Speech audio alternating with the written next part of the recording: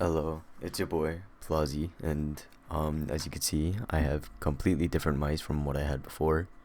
I think at the time I was using an MZ1 from ec3-c, and so I had a sensor issue with that after about like a month or two playing with it. So I went back to a G303 here, and that was a really good mouse, but it's an old sensor, so I use a lower sense, so I always spun out. So I stopped using that, and I went back to the Model O minus, and I don't know, it just felt really weird. Not only because I was used to a flat mouse, but I don't know, it's just weird to have not so flat sides.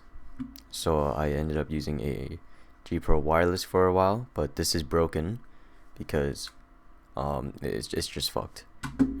It's just completely fucked, but it was a really good mouse. It just stuttered a lot. It was really comfy.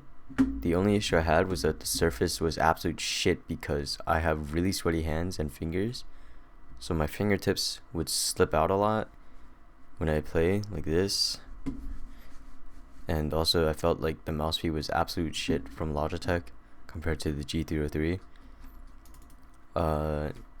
Yeah, so I stopped using this, and then recently I went to go buy a new mouse. Welcome to the family. This is the Zowie ec3. What the fuck? Yeah, there's new E series ec3-c. As you can see here, a lot of fucking fingerprints. Don't worry about that. And yeah, I started using this, and I learned that I'm really comfortable with this mouse. It reminded me of my G703, but a lot better in every fucking aspect. Like, even the fact that it's wired, I don't care, because there's something about this mouse that's really special that I think all companies need to do. Zowie's been doing this for ages. If you guys saw my ZA13, I think it was, or ZA12, I forget which one I reviewed, but there's another Zowie mouse. And yeah, so let me show you everything. So there's the mouse. It's an ergonomic shape, so you only get the right hand on this shit.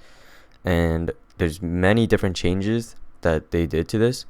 One is side buttons. They made them smaller, but it's enough for the average user to not have to move their like thumb too much. I tend to play with my thumb really low on the mouse. I don't know, it's just a habit, I guess. And then yeah, it's always really low like that. This is, I think it's a pretty safe shape. Not like a safe shape, but like it's a good shape for all like mouse grips, I think. I play claw, right? I normally play claw with the G Pro and Model O. I played a hybrid claw where I go between fingertip and normal claw and stuff like that. This is just fine on claw. I'm able to fingertip this comfortably. There's like no issues when I fingertip this. Palming is perfect in my opinion. I think palm is perfect for this mouse, especially on my hands. I don't use it though that often because I don't know. I just feel weird with my wrist not connected to my mouse pad. That's why I play claw. And also, yeah, I don't know. They did change the scroll wheel. It is still absolute ass. I don't know if you guys can hear this. This sounds absolute ass, but I think it's a big improvement from what they had before. There's like more rubber now, and they made this a 24-step scroll wheel instead of whatever the fuck they had before. Mouse clicks. I forget what buttons they use. Shit. Let me fix this. I forget what buttons they used for this, but I don't know if you guys are able to hear that, but it's really clicky, really fast. As you guys can see here, no wiggle. If I go to the G Pro, you can see it wiggles a lot. This has post travel as well, just a little bit. It's not going to affect you too much. I found that in my copy it has post travel, no pre travel though, which is perfect.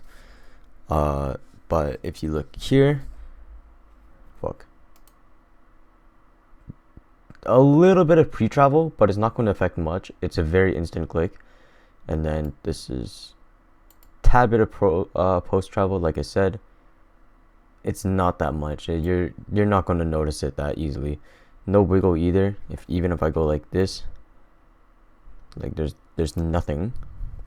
This is like, it's just really nice. The surface is really nice too. It's really grippy, but it does pick up a lot of fingerprints, as you guys can see here. Thumbprints. You guys could see my fingers going everywhere here. Ring and pinky finger. You could probably see the palm just a little bit. Let's see. This is what's special to me. They fucking put this shit to heaven. You're pointing this at Mars right now. Because normally it was a little bit lower, but no, they decided to make it even higher than it was before, and I respect that. And yes, you can see my mouse bungee, it's taped. But yeah, this is just what you need. Like, if you look at Vaxi mice, the Vaxi mice and shit do not have this. It's straight. It's just straight. Like, let me grab this. It's just straight out like this. There's no curve upwards. This is what every wired mouse needs. All right. And then, you know, it's pretty much the perfect mouse for me. I said this many times, but it's amazing. I feel a lot better with it in my hand. It's really comfy, and my hands do not like get fatigued at all.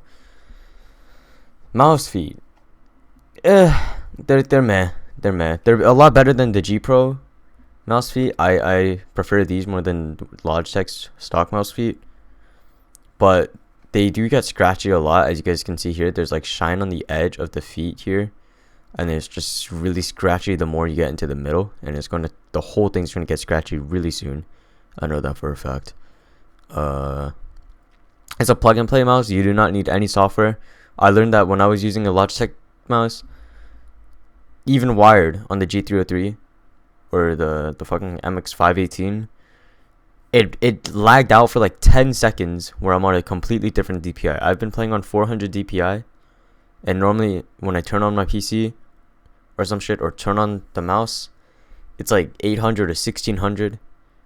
It fucking sucks, right? So I play on the default 400 at 1000 hertz because I prefer the pulling rate. I used 500 for a while, but you know, I went back to 1000 for certain like reasons that I had of my own. They do give you extra mouse feet though. I do respect that. So you get the sensor mouse feet. That's the back. Here's the front, and then they give you a little sticker inside the box. There's tape all over this, like at the top and shit. Oh, that's the bottom. Here's the top. So normally you'd have to just tear off the tape, take off that, and you go into here. And basically inside the box is, which side did I fucking open, bro? Is more tape, and the mouse would be sitting here in your plastic cover. You open it. This is a warranty information. I did not get a warranty for mine because I don't think I need one. If my mouse buttons fuck up, then just fix it myself. And then you get a little manual on what all the buttons do, where you could change your liftoff distance and shit like that. It shows how to change your DPI. You only get 4 DPI options. Do not know if you're going to see here, but you get 400, 800, 1600, and 3200 DPI. Let's see. You could change your click response time. Yeah, I don't know. Yeah, that's really confusing. And then the rest of it is just explaining it in many different languages. It's just different languages. At the bottom here is, I don't know, like, it's just statements. But yeah, I actually think this is a big recommendation for me, especially if you have small hands like me or medium hands. Small hands would claw. This medium would be a maybe for like palm, claw, fingertip, whatever. This is a good replacement for this piece of shit, or any piece of shit. I think most people would enjoy this if you want to go back to ergonomic, or you're not enjoying a G703 and shit like that, or you're using Rockhat. This is the mouse for you, in my opinion. And yeah, that that's it. Hope you guys enjoy that. And I'll stream again sometime soon. All right, bye.